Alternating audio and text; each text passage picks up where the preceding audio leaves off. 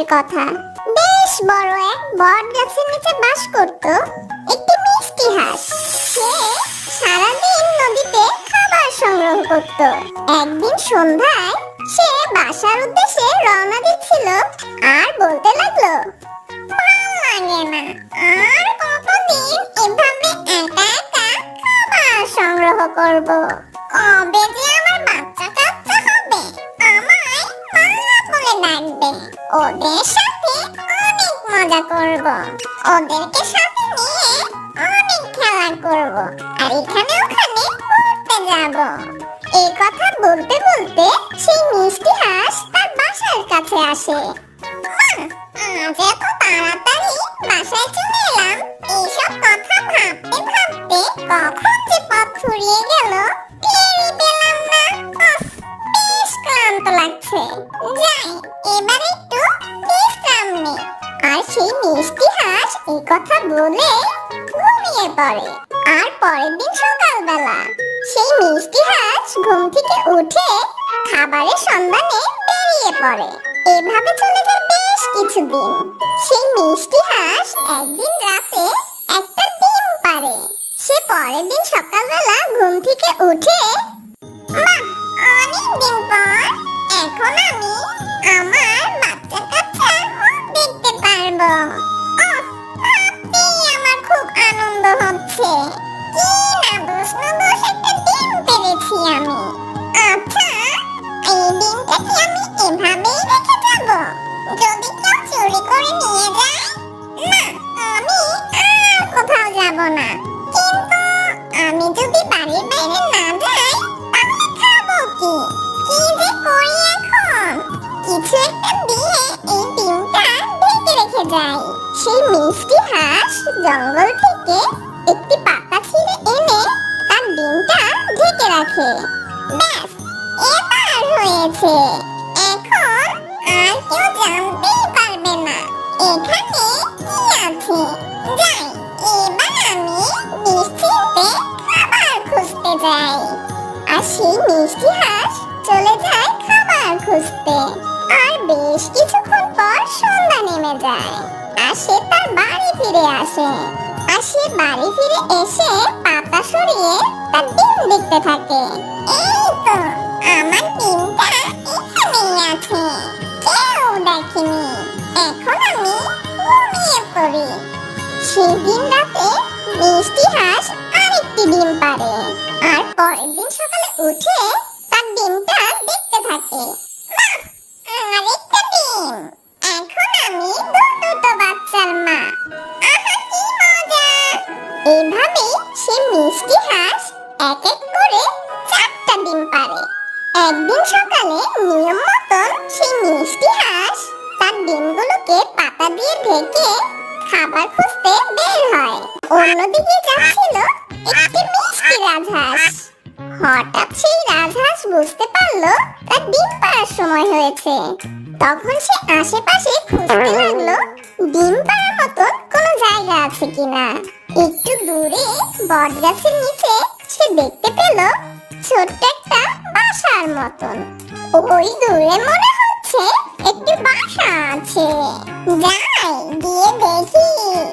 একথা বলেই সেই রাজহাঁস ওই বাড়ির দিকে যায়। আর একটু এগোতেই সে দেখতে পায় একটা পাতি হাঁসের বাসা। আর সে বলতে লাগলো, সত্যি তো এটা একটি পাতি হাঁসের বাসা, কিন্তু সে পাতা দিয়ে কি ঢেকে রেখেছে দেখি তো একটু। ও মা, এ তো দেখি ডিম। ঠিক আছে, তাহলে আমি এখানে ডিম পারি। যে কথা সেই কাজ।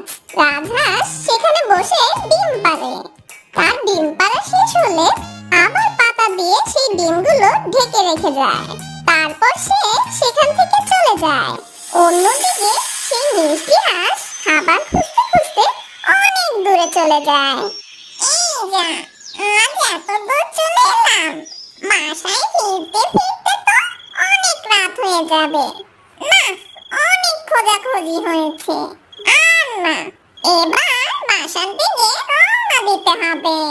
সেই মিষ্টি হাঁস বাসায় ফিরতে ফিরতে অনেক রাত হয়ে যায়। অন্ধকার হতে পাতাগুলো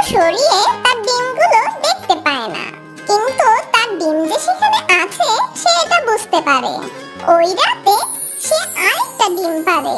পরের দিন সকালবেলা সে ঘুম থেকে উঠে, আরে ডিম তো 5টা হওয়ার কথা, এখানে দেখছি 6টা ডিম, তাও আবার একটা ডিম অনেক বড়। এই বড় ডিমটা তো আগে দেখিনি, তাহলে কি রাতে এই ডিমটাই পেরেছি? রাতে এই ডিমটা সহ 5টা ডিম হওয়ার কথা, তাহলে 6টা ডিম হলো কি করে? নাকি আমার হিসাব করতে ভুল হয়ে গেছে? তাও অবশ্য হতেই পারে, আমি হয়তোবা ভুল করেছি, না হলে আমার বাসায় ডিম পাড়তে আসবে কে? থাক, যাই হোক, এই ডিমগুলোকে এখন আমি তা দেই। আর সেই মিষ্টি হাঁস ডিমগুলোকে তা দিতে থাকে। তারপর বেশ কিছুদিন পর সে ডিমগুলোকে তা দেওয়ার পর সবগুলো ডিম থেকে ছানা ফুটে বের হয়, শুধু ওই বড় ডিমটা ছাড়া। কি ব্যাপার, সব ডিমগুলো ফুটে তো ছানা বের হলো, এই বড় ডিমটা থেকে ছানা বের হচ্ছে না কেন? ও, বুঝেছি, এটা বড় ডিম, এজন্য এটাকে বেশি তা দিতে হবে। সেই মিষ্টি হাঁস বড় ডিমটাকে তা দিতে থাকে। বেশ কিছুদিন পর সেই বড় ডিমটা ফুটে একটি মিষ্টি বাচ্চা বের হয়। সেই বাচ্চাটিকে দেখে মিষ্টি হাঁস বেশ চিন্তায় পড়ে যায়। তার বাচ্চাদের থেকে বড় ছিল সেই বাচ্চাটি। তার সব ছানা ছোট ছোট আর দেখতে ভারী মিষ্টি। সেই তুলনায় এই ছানাটা দেখতে বেশ কুৎসিত। আর সেই বাচ্চাগুলো আস্তে আস্তে বড় হতে থাকে, আর সেই বড় ছানাটাও বড় হয়। একদিন সেই মিষ্টি হাঁস চিন্তা করতে লাগলো, এই বাচ্চাটাকে মোটেও আমাদের মতন লাগে না, আমাদের সাথে কোনোভাবেই মিলে না, একে আমাদের সাথে নেওয়া যাবে না। এই বাচ্চারা, তোমরা সবাই এদিকে এসো। ছানারা সবাই তার মার কাছে চলে যায়। আজ থেকে বড় ছানা বাসায় থাকবে, আমরা ওর জন্য খাবার নিয়ে আসবো, ও আর আমাদের সাথে যাবে না। ঠিক বলেছ মা, এই কথাটা আমরা তোমাকে বলতেই চেয়েছিলাম, কিন্তু আমরা বলতে পারিনি তোমার ভয়ে। ওকে আমাদের সাথে একটু মানায় না মা, আমরা সবাই দেখতে ভারী মিষ্টি, আর ও আমাদের থেকে বেশ কুৎসিত। ওকে দেখতে বেশ বড় আর ভয়ানক লাগে। আচ্ছা আচ্ছা বাচ্চারা, চলো আজকে তোমাদের নতুন জায়গায় নিয়ে যাব। এই বড় ছানা, তুমি এই বাসাতেই থাকবে, কোথাও তুমি যাবে না, এই বলে দিলাম আমি। সবাই সেই বড় ছানাকে রেখে চলে যায়। সেই বড় ছানা খুব কষ্ট পায় আর সে কান্না করতে লাগলো, আমি দেখতে বড় আর উদ্ভট, এটাই কি আমার দোষ? সবাই কেন আমাকে এত ঘৃণা করে? আমাকে সবাই একা রেখে কেন চলে গেল? আমি যে বেশ ভয় পাই একা থাকতে। আর সেই মিষ্টি হাঁস তার বাচ্চাদের নিয়ে অনেক দূরে যায়, আর সেখানে সবাই খেলতে থাকে। দেখেছো সবাই, আজকে কি সুন্দর লাগছে এই পরিবেশটা।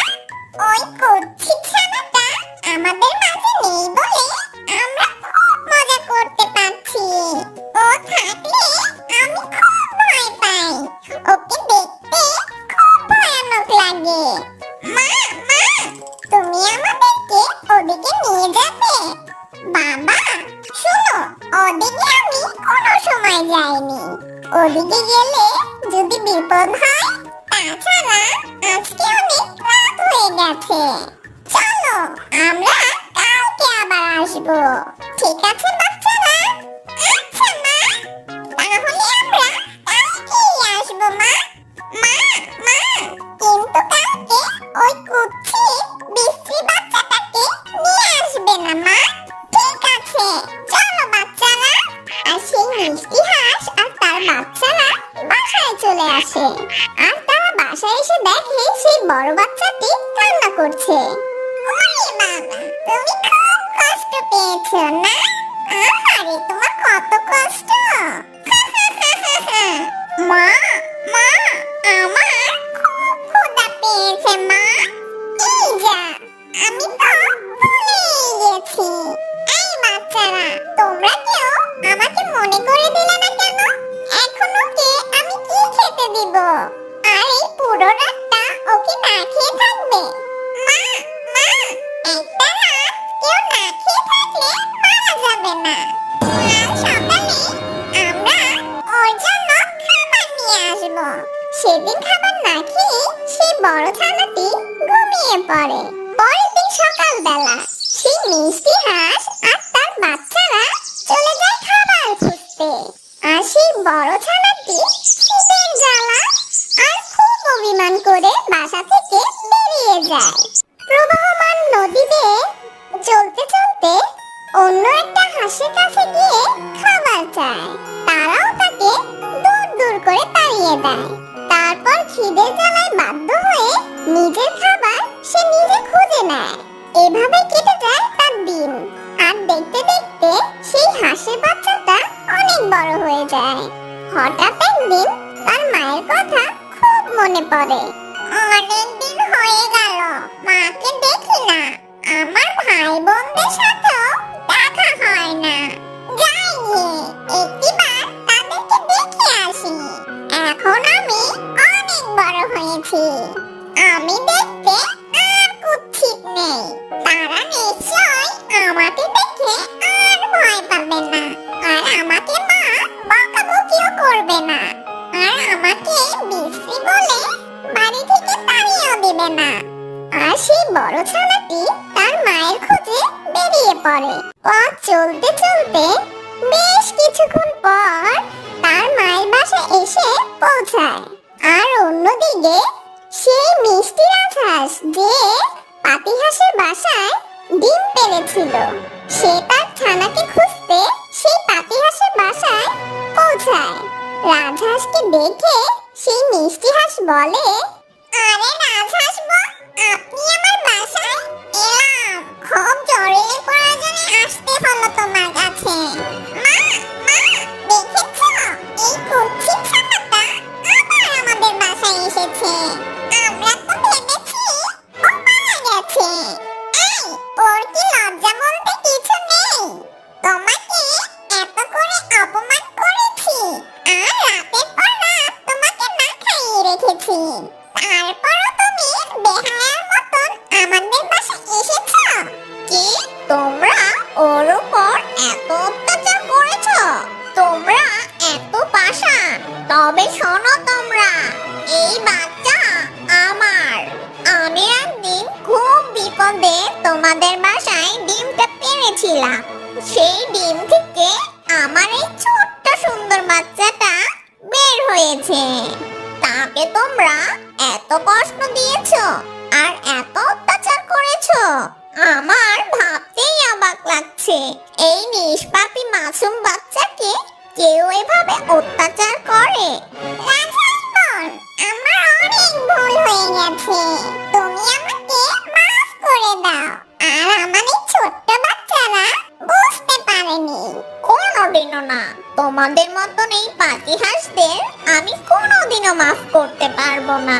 তোমরা এখনই এই জঙ্গল ছেড়ে বেরিয়ে যাও।